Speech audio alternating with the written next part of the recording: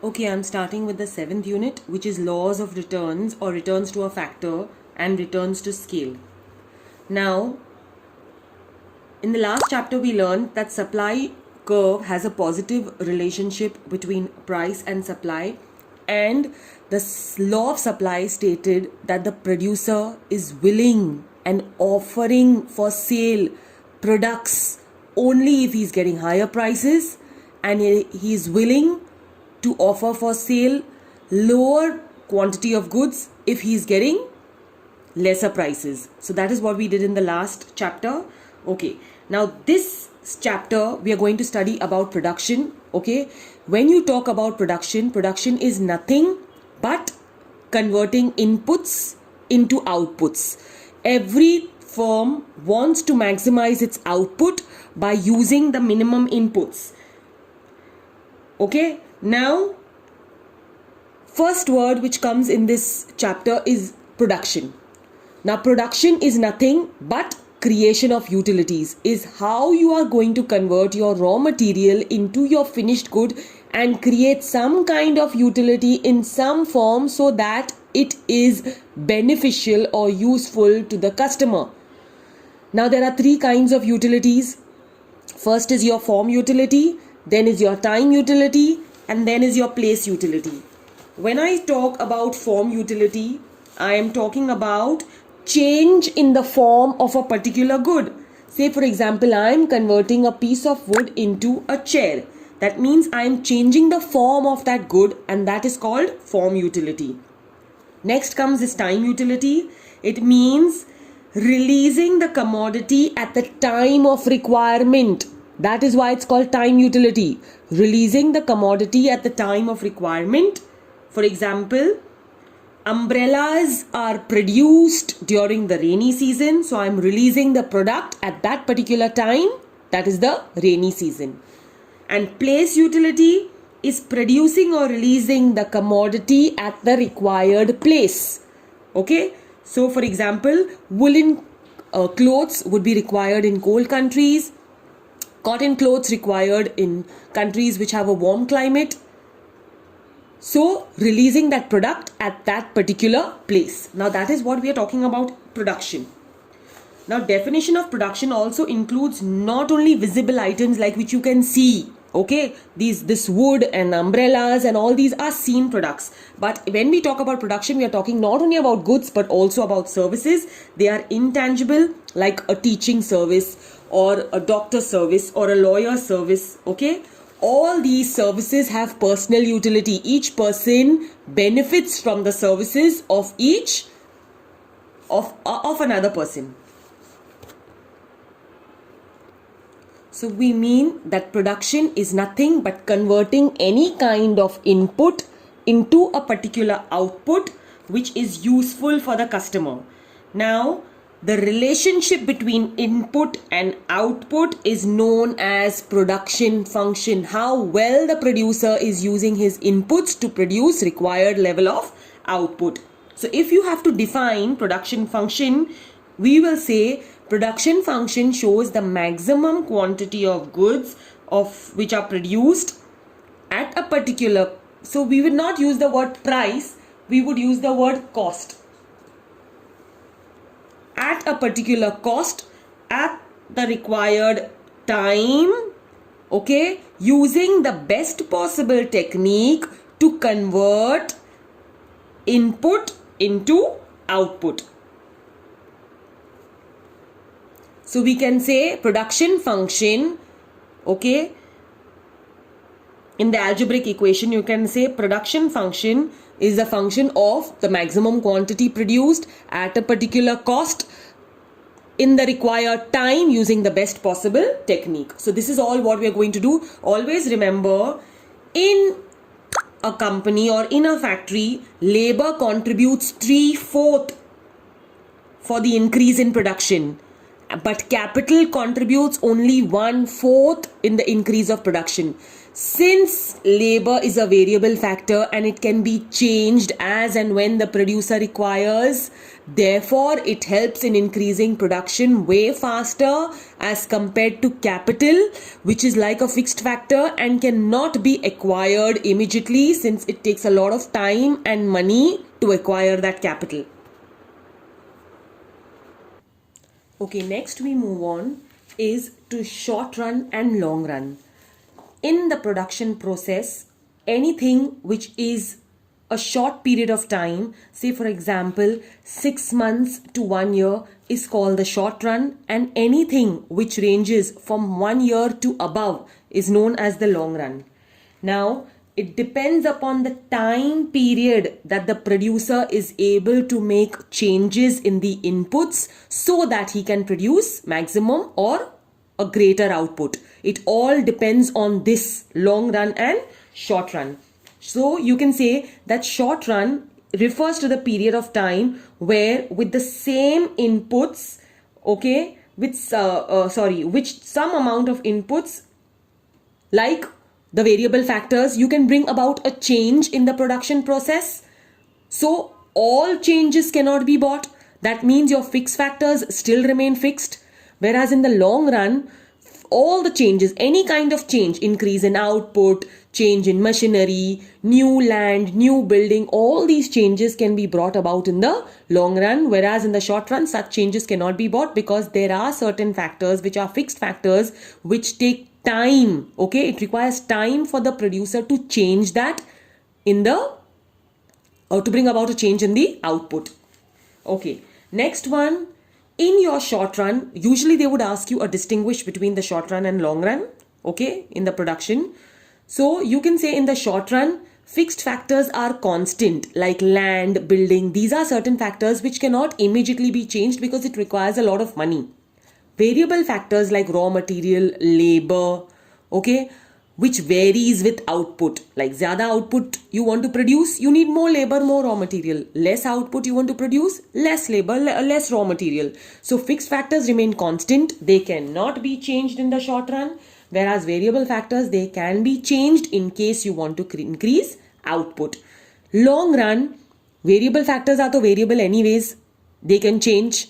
Fixed factors now in the long run, they also become variable because with time, what happens is the producer is become more efficient. He has more knowledge. Knowledge is the main thing. And therefore, he is now able to convert his fixed factors into variable factors. And therefore, all the changes can be brought in the long run production process. Okay, next one. So you can say capital, land, technology, etc. Okay, all these are fixed factors. Capital, land, and technology, where the producer cannot change the amount immediately. And labor and raw materials are the only two variable factors. The third point is your scale of production. In the short run, your scale of output remains unchanged. You cannot change the output because you do not have more capital. You have no land. You have no more machinery. The only thing which you have more is labor and raw material. And that is also limited to the optimum capacity of your machinery which is there with you. So you cannot actually increase the scale. So if you're a small scale, you cannot just become a large scale producer. So there can be no change in the scale of production. Whereas in the long run, now the producer is able to bring about a change in the scale of production. So if he's a small scale producer, he can become a medium scale producer and then he can shift to a large scale producer, because in the long run, he has better access to capital, he has better access to land and better access to technology. Are you getting it? Now, the fourth point, the short run production theory or the short run production process is known as the law of variable proportions. How well you are using your variable factors to bring about increase in output and how they behave. So the law of variable proportions has 3 stages. One is the stage of increasing returns, that how you're putting a lot of raw materials and using a lot of labor and thereby increasing the output. Then you have a stage which comes a stage of diminishing returns, and the third which we call a stage of negative returns. On the other side, in the long run process, we have the law of returns to scale. In this, there are three. You have increasing, you have constant, and you have diminishing. Okay, I will be explaining both of these in detail, but this is how you're going to write the differentiation between the short run production process and the long run production process. Now, as we start the law of variable proportions, we need to understand the various assumptions. These are called, all of these are your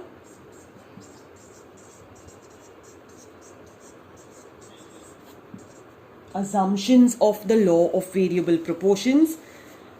This law of variable proportions explains the short run production theory, in which factors of production are classified into two. One is your fixed factors, one is your variable factors. Because in the short run production process, we already know that fixed factors cannot be changed because of lack of knowledge, lack of technology, and lack of capital. So, the various assumptions which we are going to use in this theory is, first one, you can also say that your factors of production, okay, are divided into two. You can say fixed factors and variable factors. First one, labor is variable. As and when you want to increase output, you can increase the number of laborers, and if you want to reduce the output, you can reduce the number of laborers. Second, each and every unit whom you are applying of labor, all of them are equally productive, not that one is better than the other. Next, the scale of production remains unchanged. We are not going to change the scale of production. As it is, we cannot change because of existence of fixed factors. Fixed factors remain unchanged because of lack of technology, capital, and knowledge.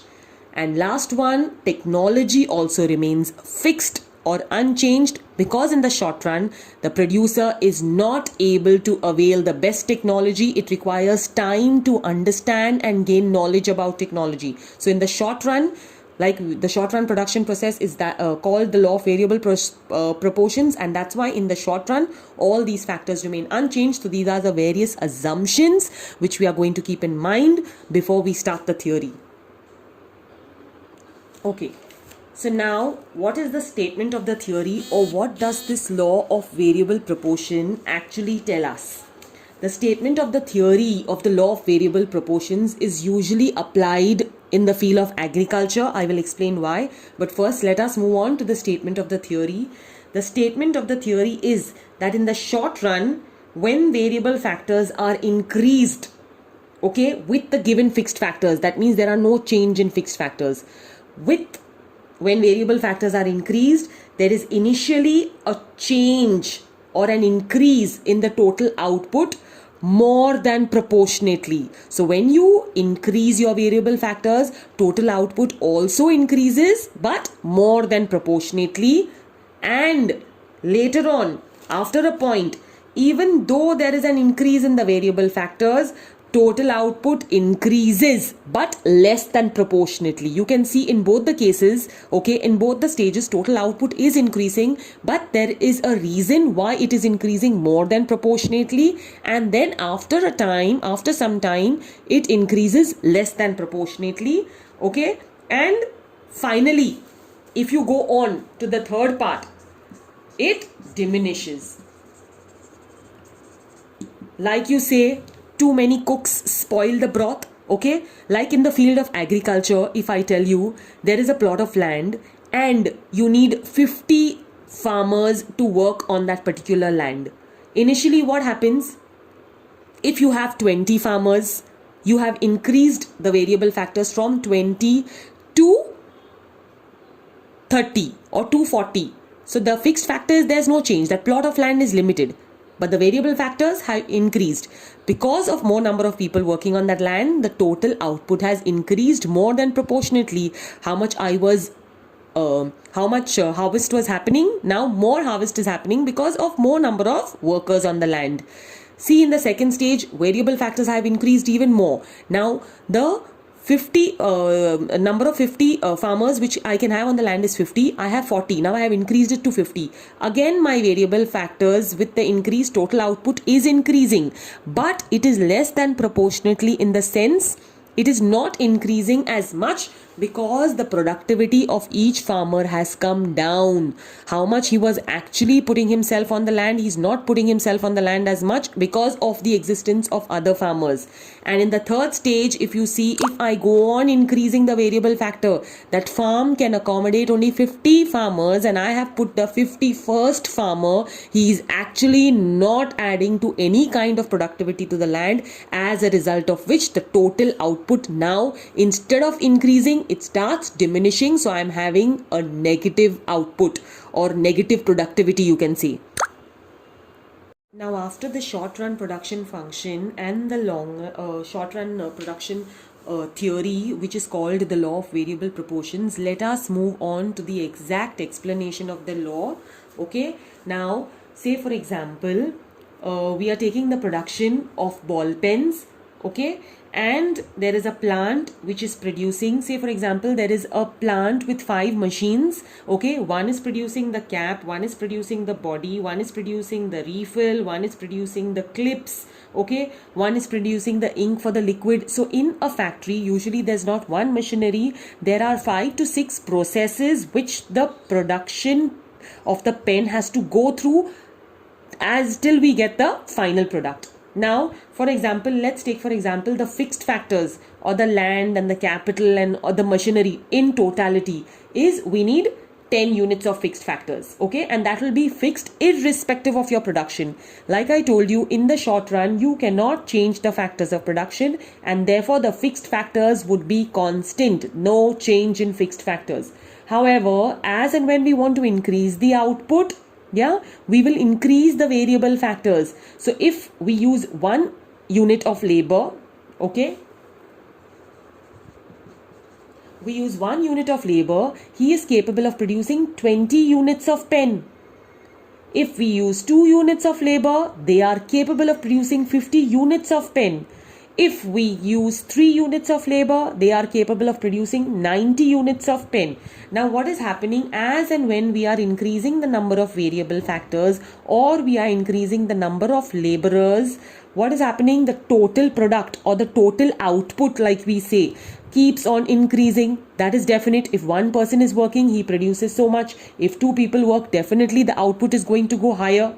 Yes or no? So the total product is nothing but the consequent increase. When you are applying more and more units of labor, there has to be an increase in your output. Now you see, for example, till the 6th unit of labor, we are having the maximum returns. 132 units of output are being produced when we use 6 units of labor. Consequently, consecutively, when we use the 7th unit of labor, the output is remaining unchanged. It is maximum and it is constant. So out of all the units, you see 132 is maximum, but it is also constant.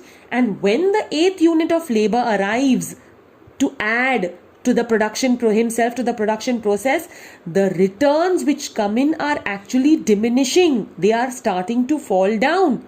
So initially, total product is increasing at an increasing rate, which means the difference between 20 and 50 is 30. The difference between 50 and 90 is 40. 90 to 120 is 40. So you can see the difference between the total output, okay, is also increasing. That's why I'm saying it is increasing also at an increasing rate. Then it becomes maximum and constant. Then it diminishes. So from 130 to 132, it's increasing. But only by 2. Where it was increasing initially by 30 and 40, it is now only increasing by 2. So it's still increasing but at a decreasing rate. So total output increasing at an increasing rate. Total output increasing at a decreasing rate, then it becomes maximum and constant, and thereafter it starts diminishing. This is how the total product or the total output in that manufacturing unit is behaving. Okay, how do we find out average product? If you want to find out average of anything, you take the total divided by the number of factors which are used, variable factors. Fixed factors won't be touched at all because they are constant. So we'll be dealing only with variable factors here. Suppose if you want to know your average marks in your exam, you take the number of subjects you have appeared for, yeah, and the total marks which you have got from those 5 subjects. You will add all of them divided by the number of subjects and you get something which is called your average marks. In the same way, here you have your total output. You divide it by the variable factors. So 20 upon 1 is 20. So total product which you get divided by the quantity of variable factors. And this is how you're going to get your average product. What is the behavior of the average product if you go to see? Average product is increasing initially. 20 to 25. See, average product will definitely behave in a similar way as that of the total product, because these figures which I'm getting is by the total product itself. So it will have a similar behavior. So initially it is increasing. This is increasing by 5. This is increasing by 5. Then it is same. There is no increase. Then it is falling down. You can see average product is constantly diminishing. So how will you say what is the behavior of average product? See, once you draw the table, it is very easy for you to acknowledge the behavior of each of these. First, you need to draw this table. You see average product. What do you talk about average product? Average product, initially it is increasing, and then you notice that it is falling down after the 4th unit. At the 4th unit, it is maximum and constant. At the 5th unit, this is how you're going to explain. Mention at which unit. At 5th unit, it is falling down and then it is constantly diminishing. So you can say average product initially rises and then remains maximum and constant, and then it starts diminishing. Last one we move on is to the marginal product. What is marginal product? Marginal is that tiny increase which has happened when you have kept increasing the variable factor from 1 to 2 or 2 to 3. See, from 1 to 2, the first unit was giving the first variable factor or the labor was giving only 20 units of output. Second came, he started giving 50. So how much did the second one actually put in? First one was only giving 20. Second one came in, the number increased by 30. So 30 will be the marginal product. Then came the third unit or the third factor, the third laborer. He came in and he started producing 90. Second one was giving only 50. 2. The third one came in and he got 90. So what was his actual contribution? It would be 40. This is how you're going to find the marginal product. So marginal product is nothing but the total product of the n unit minus the total product of n minus 1. Uske upar wala. So marginal product is defined as the change in the total product resulting from one additional unit of variable factor being added. So now if you look at the behavior of marginal product, again you can say marginal product is initially increasing. So from 20 to 30 to 40, it is going on increasing. Then it starts falling down. So initially the marginal product is increasing from 20 to 30 to 40.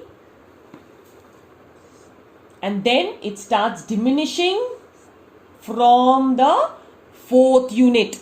For the first 3 units, for the first 4 units, marginal product is increasing. From the 4th unit, it is starting to diminish. Then at the 8th unit, it starts to be negative. No factory or no producer or no manufacturer would try or even want to produce something which is giving him negative returns. So this will be the stage where he needs to stop, where he's not getting anything, rather than going into a negative and making losses for himself.